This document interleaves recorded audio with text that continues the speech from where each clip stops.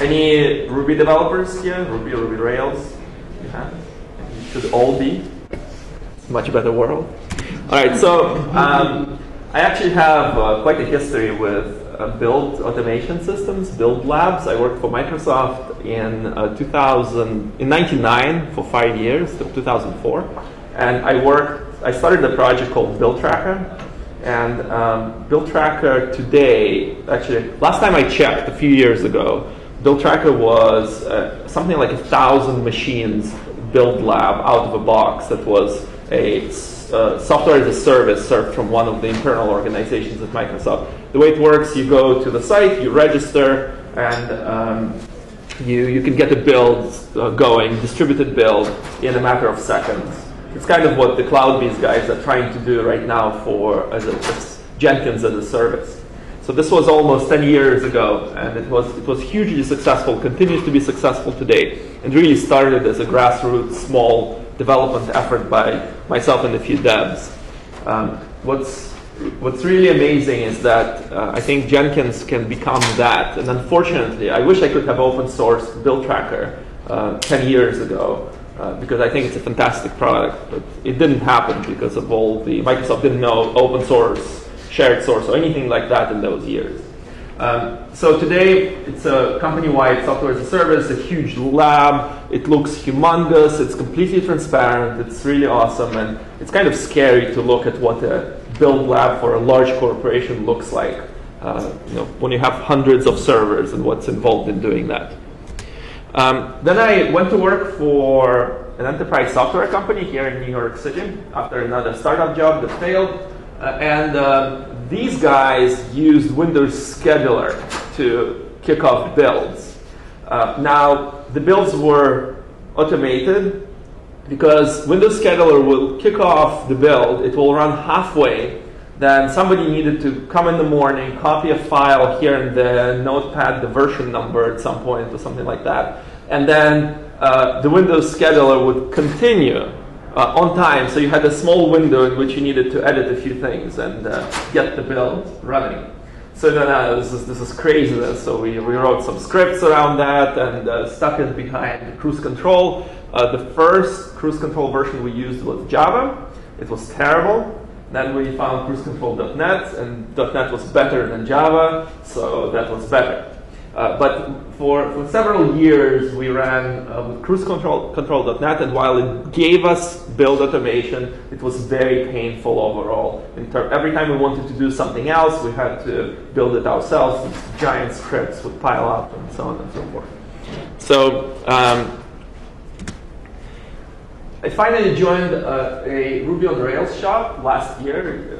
We started from scratch with different tools, and the first thing we did was look for a build system. So we had some Ruby code, we needed to build it, so we found this thing, CI-Joe, and CI-Joe was this brave soldier written in Ruby, about 200 lines of code, the whole thing. And written in Ruby meant that since we love Ruby so much, our build system had to be written in Ruby. So we loved CI-Joe. It was minuscule and could build one project.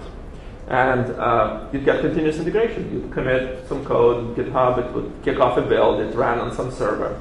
And we're happy because it said pass, fail. It didn't have live log output.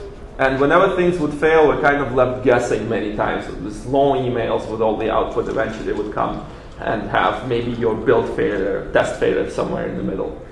So it was great until we had a second project.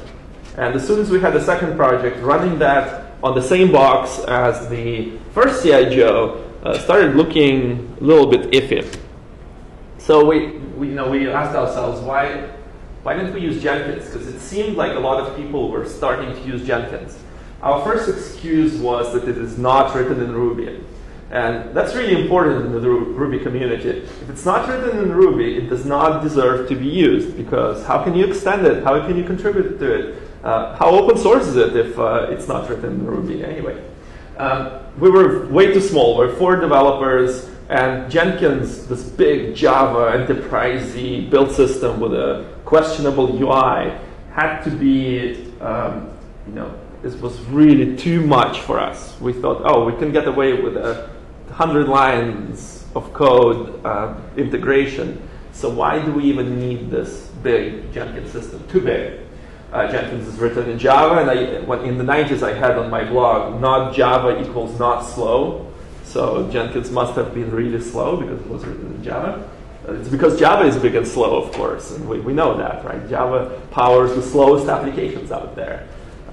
So finally, now we'll have to have a server. Jenkins must be a lot of maintenance, all those things. We just need one build. The most important feature that was not in Jenkins that's really important for your Ruby projects is ANSI color, because you run bundle install and that kind of stuff, and there's green coming out, you better see it in green. Jenkins could not do that at the time we started. That was totally a killer feature.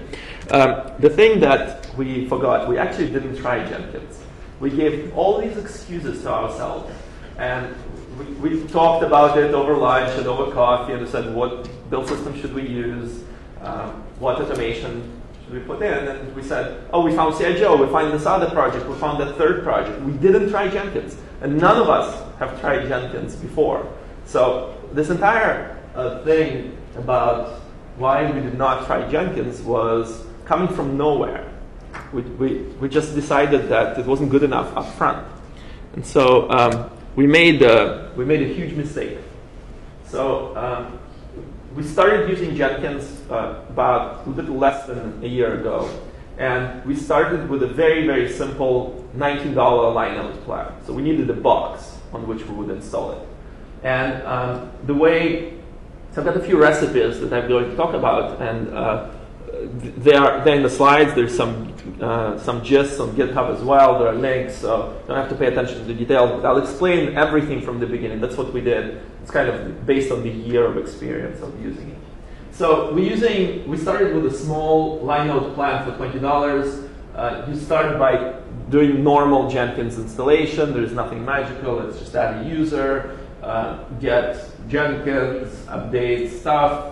Maybe change the port, configure the system, and all that kind of stuff. So this is just generic Jenkins. So you've installed that, however you got that. The next thing is you need security, a database for Jenkins. We have a user, and so on and so forth. We configure a few mail communication, SMTP, all the usual stuff, and the GitHub webhook, which we use for our project. So far, there's absolutely nothing here that is of any out of ordinary. This is just Jenkins out of the box, and this is how people tell you to set it up. This takes an hour max. So once you have that, we use Git plugin. This is to get our stuff from GitHub. We use the GitHub API plugin for a few other things. ANSI color, I wrote ANSI color. This is the feature that we're missing for Jenkins to get color output. I'll have a whole slide on color.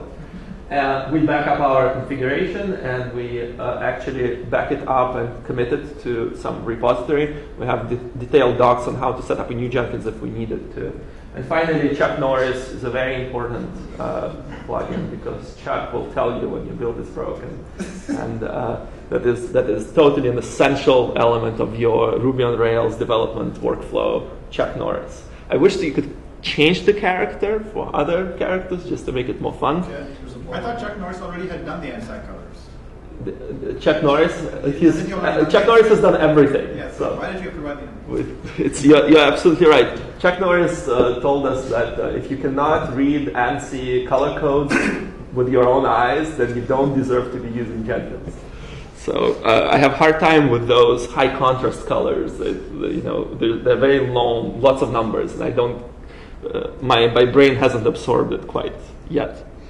Okay, so next is Ruby and Ruby on Rails. So we do an SSH key to get to GitHub. So all our line nodes have an individual SSH key, but you can also share one.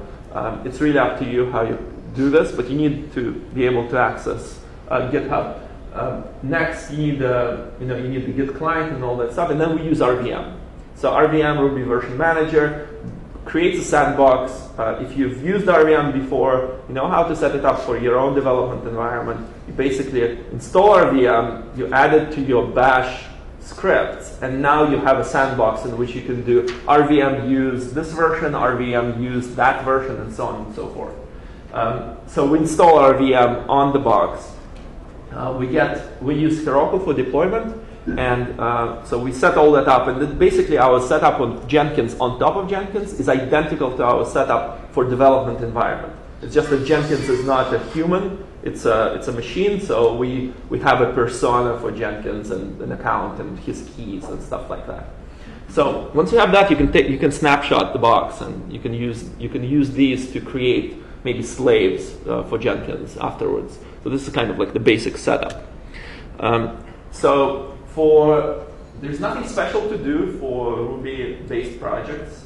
Create a new project, freestyle project. You configure GitHub Git, and then the build script starts the same way for all of our projects. It's really simple. It's a bash script. That's what Jenkins is going to execute. And we source bash profile. Now you remember we set up RVM. So we like to put RVM in there. So you can just do source bash profile, and you've got yourself RVM. You could also put the RVM commands right here if you wanted to avoid modifying your bash profile for the user. We use a specific version of Ruby because our code runs with a specific version of Ruby. Today I use 193 to develop, and our integration server, Jenkins, using 192. That's what we use in production as well. We need gem install bundler to get the package manager that is going to bring all our things, and then bundle install that. Very important to have ANSI color because the first time you're going to see a color that's missing is going to be there. And from there, you can do bundle exec, anything you want, and rake. And so now you are inside your Ruby sandbox, you're inside your environment. Jenkins will check out the source and will execute the script, and now it looks exactly like a developer environment. And you can do bundle exec, rake, something. So far, so good? Lots of nods. All right, so a dev build for a Ruby project, there's no compiling to do. But we run tests. And we have, in our main project right now, we have 3,700 tests, out of which 600 are integration tests that use a real browser. So they are using Capybara. They're Selenium tests, so Capybara is a wrapper on top of Selenium. So they're going to pop up a browser, and that browser is going to click on stuff.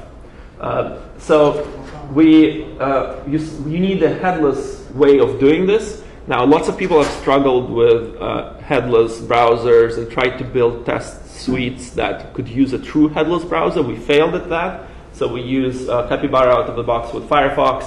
Firefox is installed on the Jenkins nodes. And we wrote a nice post about how to tame the 3,000-something RSpec tests, including those that have Capybara. One of the things we do is we have integrated retry. So this is what our rake task looks like, and this is exactly what we call from the Jenkins configuration, from the Jenkins job. So there's a one-liner in our Jenkins task, which is rake test CI. Test is namespace, CI is just a rake task. What CI will do, it will execute all tests on with display port 99. So what's nice about this is that you can set all your global environment variables and all that stuff. So if you have a headless frame buffer, XVFB, you can redirect all the tests into that. So in Ruby, all you have to do in rake is all the stuff is also Ruby. All you have to do is set end display to whatever display you want, say colon 99, and you're done. And now wherever you run tests, they will display on that hidden display, so it's not going to block, and there is somewhere it will pop it up. You can take screenshots afterwards and all kinds of other stuff.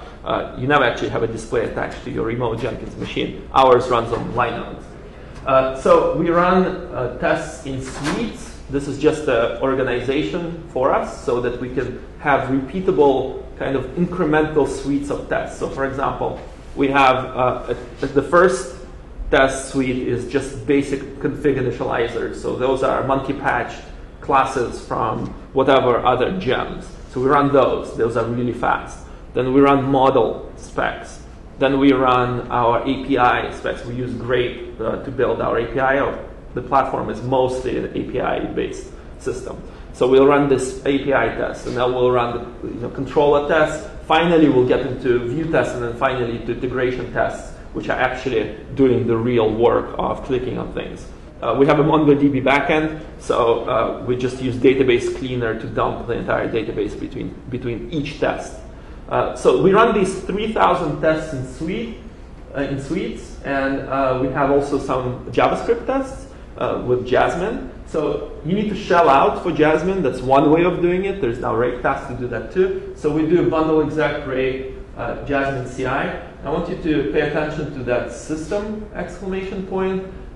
System in Ruby by default will not fail. It will return a non-zero error code, but then the next thing will eat that error code, and potentially you'll get a 0 back. So you think your build is succeeding, but in fact it's failing. So we wrote a little defined system, I think I have it on another slide, that will just throw an exception whenever the actual system call returned a non-zero error code. And that's how we bubble up the error back to Jenkins. Capybara also had some troubles with return codes for a while. There's been a long discussion there. So, but basically, we generate our assets. This is this old task right here. The assets are compiled JavaScript. We do that clean from scratch. That's what our asset task does. And then we run Jasmine tests, and then finally the specs. Yeah. Your Jasmine JavaScript tests, are they also headless, or they run with Rhino or something like that? They use a real browser the same way as the others do. So they don't have a backend, so there's no API, everything is stub. But it's the equivalent of running that with Firefox in a real browser. So we use Firefox as our execution engine there. So they also headless, so they're not headless. They run on Display 99 with a real window. Just out of curiosity, did you not explore running them headless, or was there a reason to actually test them within because JavaScript engines prefer within browsers? We started. So the question is whether we explored headless. We explored headless in very early days, a year ago. We failed at making that robust, consistent, and debuggable. So we went with this was very early for Jasmine. Probably today things might be better off with newer versions of those libraries. For our integration tests, the non-Jasmine ones, we definitely have tried several headless versions. Capybara, WebKit had like something headless. None of those come anywhere close to being as robust, or at least we try a gem here once in a while. What will happen, we'll run the small test suite against it, and it will be 1,200 failures from 3,000. And you look at why, and they're probably all reasonable failures, but now I'm modifying my tests to suit a headless browser as opposed to actual, there's no the code is working. The problem is that something doesn't support it. The timeouts work differently. The problem with all these integration tests is the timeouts. Everything relies on timeouts in many ways, and those headless browsers try to avoid that. So you get a completely different behavior. And we actually care that this works in a real browser quite a bit. We used Firefox 3.6 until very recently. We caught a ton of bugs because we were using a real old browser for testing. It kind of, the newer versions behave better than the older versions. So like push state, things that weren't supported on 3.6, all that kind of stuff we noticed that we broke because we're using an old browser. Some developers already had Firefox 11 running for their own local testing. That's how we slowly evolved. Now our integration works with Firefox 11 as well. So just very simple rake tasks that execute either bundle exec something or other rake tasks that run testing. Nothing different from your development environment. And the output of this will be success or failure. You see the failed tests, and we implemented retry. One of the things with those integration tests is that they're very brittle, and while we are doing a pretty good job at making them more and more reliable, we still retry some of them, and I'd say that in a typical, out of 10 test runs, I'd say 5 succeed with no issues. 3 will be saved by a retry because it's just a timeout problem or some AJAX request timed out or something like that. and 2 will be real failures where the test is not written properly to expect the kind of behavior in an automated fashion. So it worked for a developer on a really fast Mac, but didn't work on a very slow line node. And sometimes for a very good reason, because a lot of this is delay, calls, events, and all kinds of other wonderful JavaScript things. So now that we have a build with successful passing tests, we push that to a staging environment. So this is for our main master build. Now we work on forks, and developers have their own forks of the application. So it's a real fork on GitHub, and every developer has their own configuration in Jenkins as well. So we have a project called Gravity. I have my own Gravity master with my name build, and that one just does the rake test CI. And then our main integration point where we make pull requests into will run that same thing, and we'll also deploy it to staging. So we have the staging environment, we use Heroku. Some developers have set it up their own as well to deploy to their own Heroku. I do that. I like to have my Heroku, my own instance of Heroku, to be up to date. For an interesting point about that, for data, what we do is we take production data, we copy it to staging on a regular basis, we anonymize it, we trim it a little bit because there's a lot of data, and then I copy for my own Heroku from that staging environment. So every time I do deploy to my own test instance, it's a copy of staging data, even smaller than what's on staging.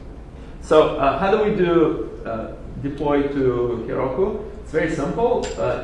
You would do a git push to Heroku and maybe push assets or whatever else you need to do for your application. For staging, we put the staging in maintenance, so it's clear that we're upgrading it right now because testers or like people who need to test a feature, we don't have any QA, but people who are waiting for a feature to happen, who are going to check it out, you don't want a half-baked system in staging. You want it to be like, everything is there now. All the data is there, all the tests have passed, and it's ready to go. So we put it in maintenance mode. We do the git push, and then we turn the maintenance mode off. Somewhere in the middle of this, I didn't specify, we copy data from production. We push assets to Amazon S3. It's kind of how our specific system works. It's not very interesting. Here's your system call to trap errors. So it's just RC equals system CMD line, and then failed with exit code and so on if something returns. So you avoid use some copying. The production environment is the same thing. Also rake tasks, so we use rake extensively everywhere, and Jenkins just calls these. Production push, obviously, we're not going to be putting production into maintenance. We just push, and Heroku nicely powers down diners and dynos, and these are the virtual processes that Heroku has. It powers new ones up. They're actually in the process of testing the hot swap, where right now it will power down everything, wait for the traffic, and then power up everything. The hot swap is the opposite. They will first power up the new ones and then start redirecting traffic there, then drain the old ones. So we've been experimenting with that. They have a labs feature that's coming out soon, an official one, where you can do something like that. It's pretty cool. So our continuous deployment for production is the only thing we do with the press of a button in Jenkins. We have a task. It's called production deploy. And it runs this. It runs a rake task that just pushes stuff to production. And we have a branching system where on our master we have a branch called staging and a branch called production. If anybody is interested, I can post links to copies of that. It's very simple. We just, every time a build has succeeded, it will automatically merge, deploy to staging and merge into the staging branch, right? So it will actually deploy from the staging branch. And then once we're happy with staging, the production deploy will build in Jenkins the staging branch and we'll push it to production. So that's how we do this iteration. So this way you don't need to wait for, if you have a build in progress, more check-ins, you're deploying the last thing that you know is good. And you're doing it from Jenkins with the push of a button. You don't need to worry whether builds have failed. It will always deploy the last successful one. so kind of in a staged way. So that's our continuous deployment, staging, production. All the dev builds and all the dev environments work the exact same way with these rake tasks. It's really nice. So we didn't want to stop at that. We said, while we are at it and we're doing all our deploys and builds and tests with Jenkins, why don't we run our daily tasks with Jenkins as well? So it actually worked quite nicely. We didn't want to set up in Jenkins rake tasks or commands to execute against production environment without building proper tests and without being able to run the same thing against other environments. So Jenkins is just a trigger for us. That's where we kick off things. So again, in Jenkins, all we do is rake tasks, and we run a daily cron and a weekly cron, and that's something we have in every project. So it's just a rake task in each project. One is called daily, and the other one is called weekly. And inside of those, you can do whatever you want. So here are some examples of what we do. We run the production backup task. And this one can run from the current code base. It doesn't need to run on production. Because what it does, it dumps the database. It dumps the database from production and then copies it to some backup location. So that can run on the Jenkins box itself. It doesn't need any production data. It just needs to have credentials to get to the production database. How does it get the credentials for the production database? We don't hard code anything. We run Heroku config out of the Jenkins, during the Jenkins job, and we look at the variables that have come back from Heroku config. One of them will be the database username, password, and all that kind of stuff. And Jenkins, remember, has the SSH keys to get to our production staging and other environments. So that's how we know the credentials to use to dump the database. So nothing is in source code, nothing is hard-coded on the Jenkins boxes. They're completely disposable. And then we need to run tasks on the actual production environment. So we need to execute Heroku, rake, whatever command we're running there. Depending on which version of Heroku stack you're using, it will be different. So this time it's the Jenkins client calling something specific on your production application. So you can go in against multiple environments this way. And then same thing for weekly environments. We build these for weekly crons. We build these tasks. We namespace them for specific environments if they are something special. So we have staging, for example. We have DB staging backup. We don't really do that. It's not really necessary. We have DB production backup. And then we have DB Heroku backup, Heroku being my own environment. So the only difference will be which credentials do I need to get for executing the backup. For my own, I need to run Heroku config. For production, I need to run Heroku config --app production, whatever the name of my production app is, and so on and so forth. So the tasks are generic, but they will key off different settings from different environments. And those environments know what their settings are. And as long as I have SSH access to those, I'm done. And so this way you don't need to create tasks for yourself, as in your name. Heroku is our generic name for my own personal environment.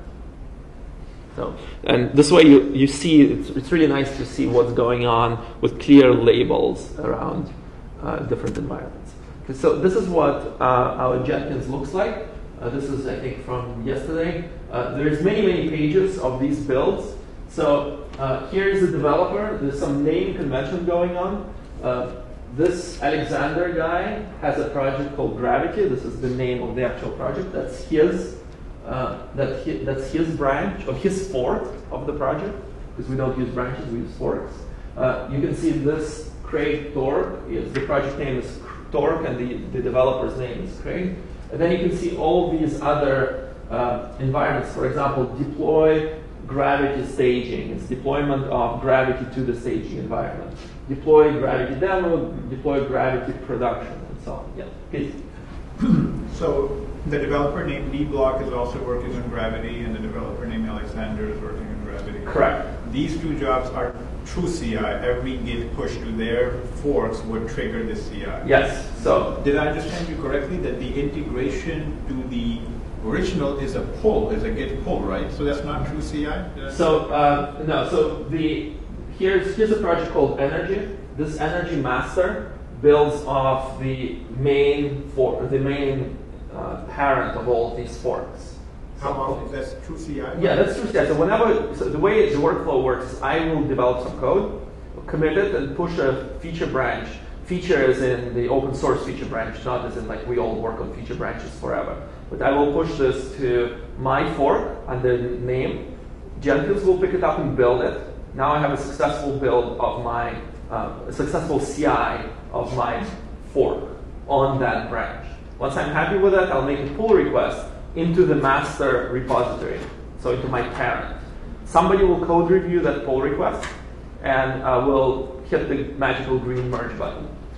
So there's a manual thing in there. Yeah, so there's a person that will code review, but we do that for code reviews, not for purposes of stalling the process. We want another pair of eyes. So I can show you actually what our GitHub looks like. Here's 2 pull requests for the Gravity project, so that's us. And this one is for Brennan, the Cesaria Zenia, and made header item active if user is in section. And there's a description. And if you open that, there is there'll be something like, come on, GitHub. There'll be a description of what's going on here, and some code comments, stuff like that. And there is a note that the build passed. That means that the CI of that person has passed as well. Sometimes we put links to Jenkins here. Sometimes we don't. We kind of trust each other. And then finally it will get merged.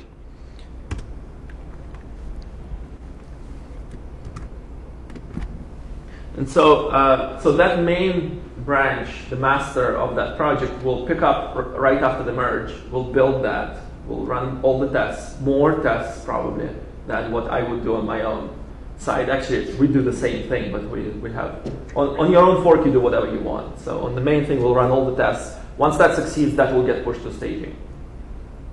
So any more questions around this?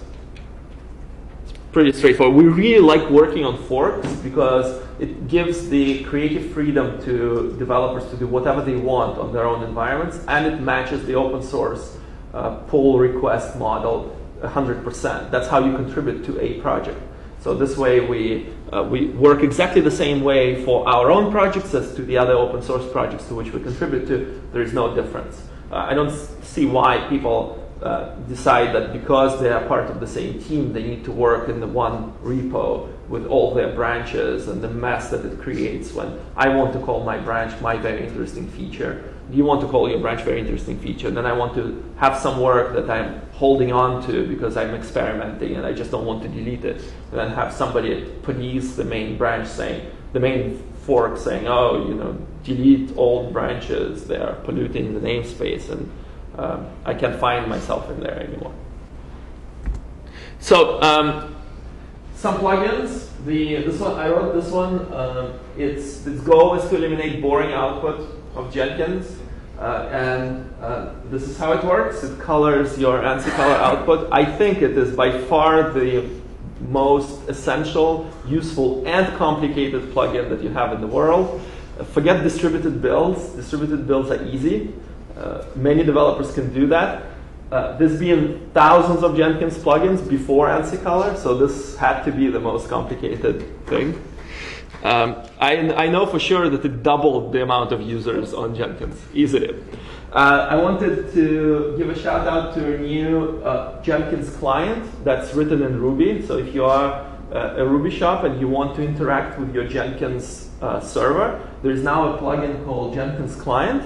I've looked at many. What I needed to do is to look at the Jenkins build, find out if it succeeded to do some charting statistics, stuff like that. So this one seemed the most promising. There's a few pull requests on it pending, and I think it's going to be a great structure to have a Jenkins client written in Ruby. It uses the API and so on and so forth. So I know the other one called Jenkins.rb, and how does it compare? Yeah, this is better. So any chance of supporting the I've made pull requests into this one. So I think that the philosophy of these clients is slightly different. This one is trying to mimic the API that Jenkins has. So if it has the concept of job, the concept of build, and all those, it's basically a RESTful mapping to that. And it's written in a much more modular fashion. So when I looked at Jenkins RB and I looked at this one, I said, neither of them does what I want. I need to add it. It seemed like this was a better choice. I don't remember the specifics. I'm sure Jenkins RB is fine too. But one will win, one will survive. And I'm putting my bets on this one. So it can do today things like start a job and list builds, very, very simple. The nice thing about Ruby plugins is, sorry, this is not a plugin, they're about Ruby code in general, about Ruby clients. You fork that, you use it, it's very easy to update in your project to whatever next version, so you could immediately get the benefits of the implementation in your project by just changing in the gem file to point to the right guy. So I invite you to contribute to this one. And finally, to wrap up, my time is almost up. Chuck Norris is really important to us. It says just use Jenkins. There's no reason not to. We spent so much time in the beginning, as you saw in this presentation, on giving ourselves excuses not to use Jenkins. And I think this was a total mistake. So we're now totally comfortable with our continuous integration. Jenkins works great. It's a wonderful open source project, and it will continue growing. And it just works, which is what you want from your build. Our core competency is not to build a build system. So we're very happy that Jenkins does it for us. Us is Artsy. We're a search engine for fine art. Check it out. I'll post links to all this stuff here. Thanks to the sponsors, and I'll take any questions if there are any in the audience.